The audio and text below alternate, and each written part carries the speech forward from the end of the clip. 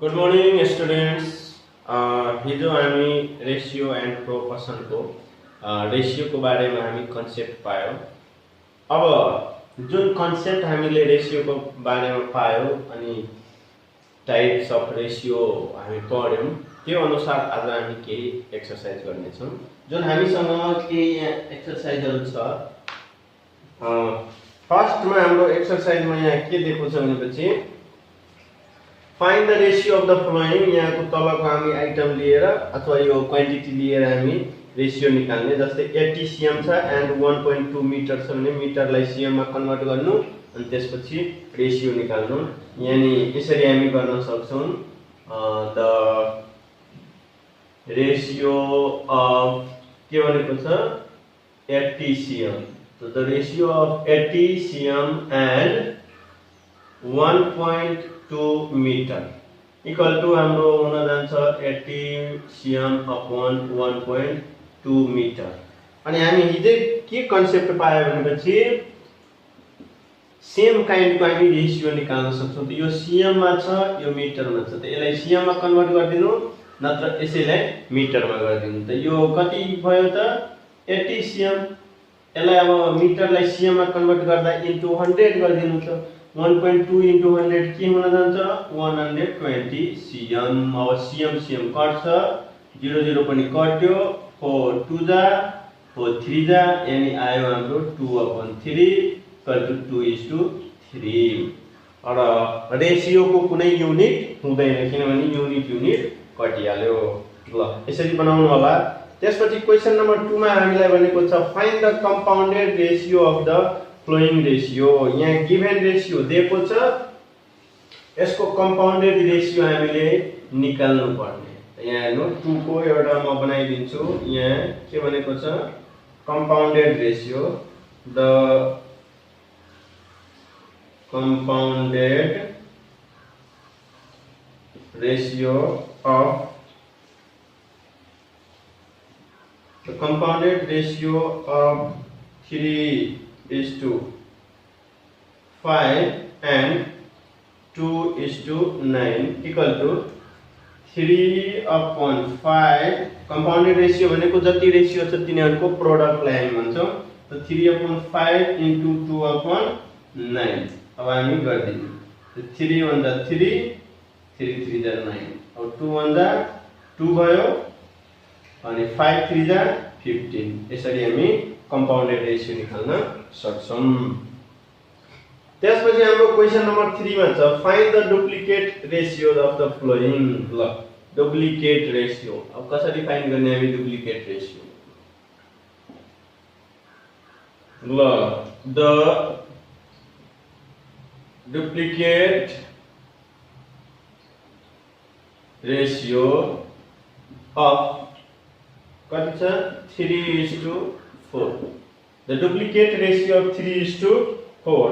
The duplicate भनेको हामीले के बुझेछौं भनेपछि सेम दुईटा रेशियोलाई हामी मल्टिप्लाई गर्यो भने जुन प्रोडक्ट आउँछ त्यसलाई हामी डुप्लिकेट भन्छौं। भनेपछि 3/4 यसको सेम भइहाल्यो 3/4।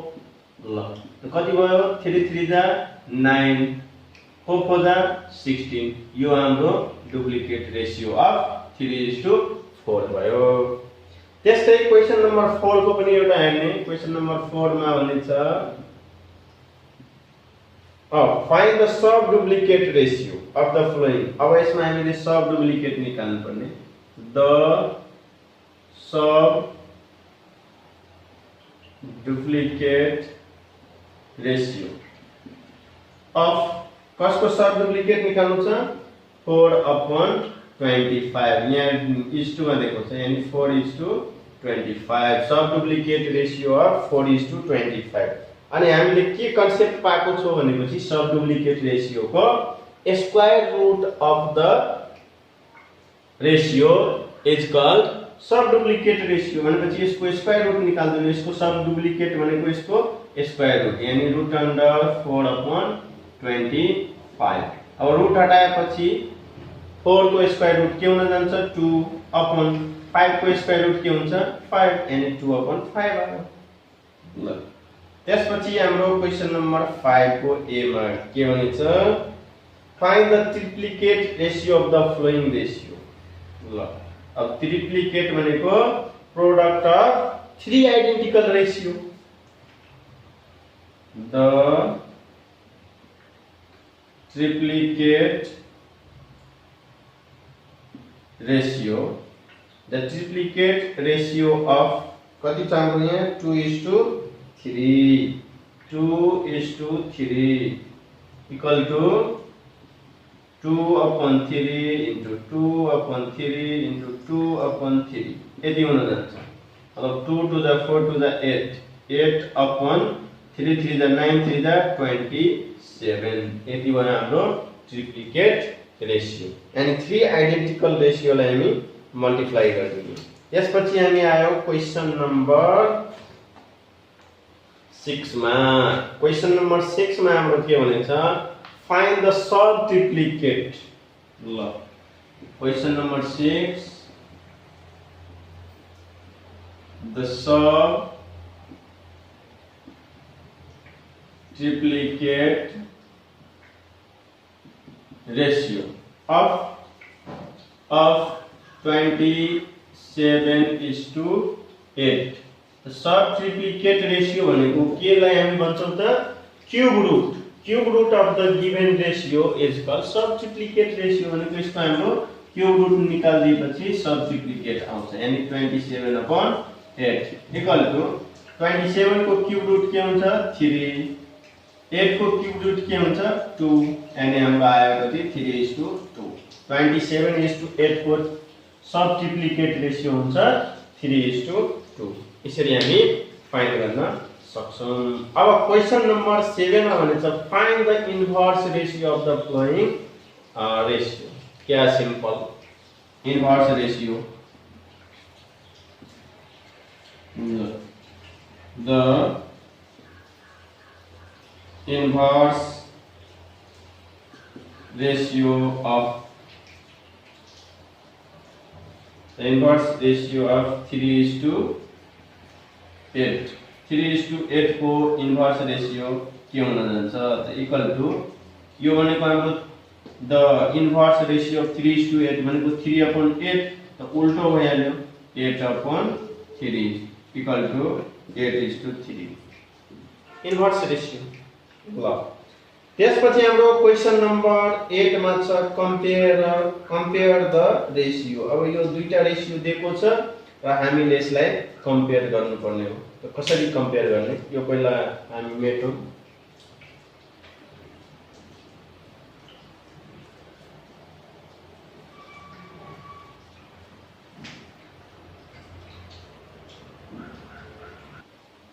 ल यसमा हामीलाई भनेको छ कम्पेयर द रेशियो। त हाम्रो जुन रेशियो दिएको छ त्यसलाई हामीले कम्पेयर गर्नुपर्ने हो। यानी कुन ठुलो छ कुन सानो छ।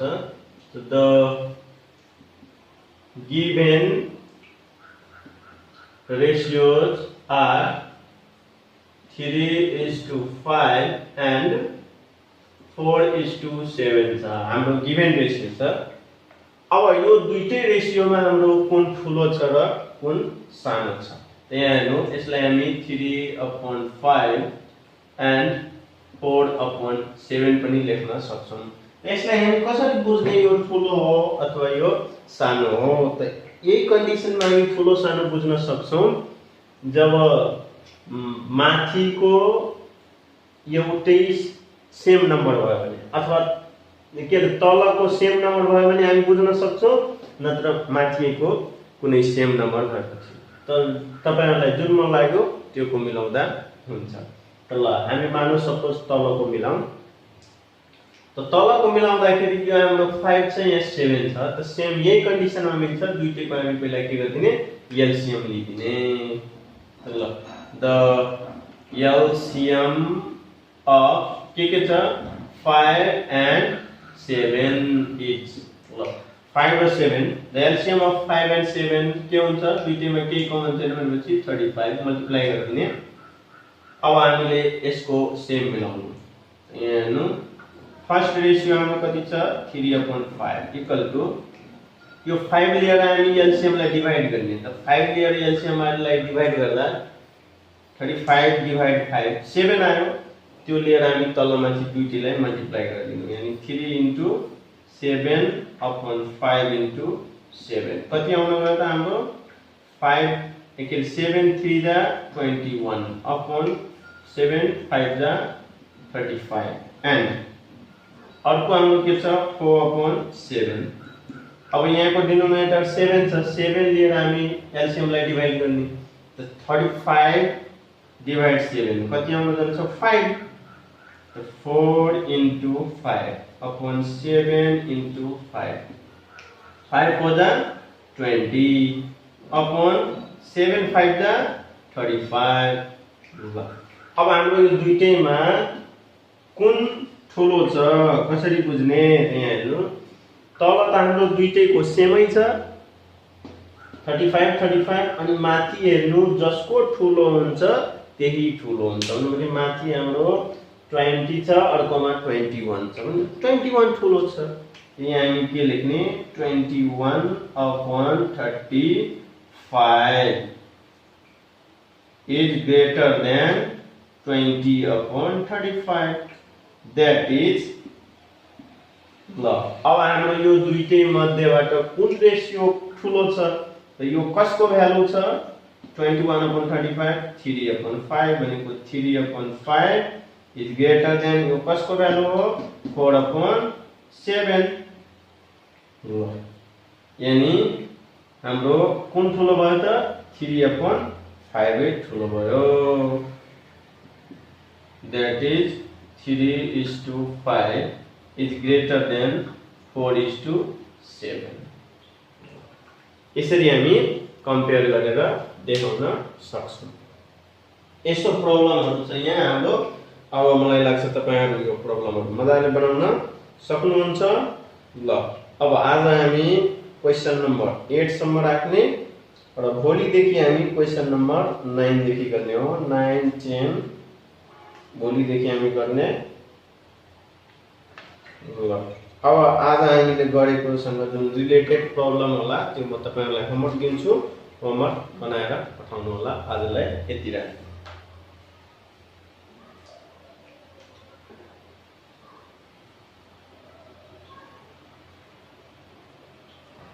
ल अब भोलिको हाम्रो होमवर्क भयो exercise 11.1 question number 1 general section देखि छ क्वेशन नम्बर 1 मा हाम्रो के छ find the ratio of the following ratio find गर्ने यसो बात पनि मैले एउटा बनाइदिए त्यसपछि क्वेशन नम्बर 2 मा भने छ find the compounded ratio of the flowing ratios त्यस्तै हाम्रो 3 मा छ find the duplicate ratio of the following ratio 4 मा भयो फाइन्ड द सब डुप्लिकेट अनि 5 मा फाइन्ड द ट्रिप्लिकेट रेशियो अनि हाम्रो क्वेशन नम्बर 8 सम्म होमवर्क छ ल एता क्वेशन नम्बर 6 मा छ find the sub triplicate ratio of the following ratio 7 मा भयो find the inverse ratio of the following ratio र 8 मा कम्पेयर द रेशियो अब आजलाई यति राख्ने र भोलि देखि हामी क्वेशन नम्बर 9 देखि गर्ने होला ल थ्यांक यू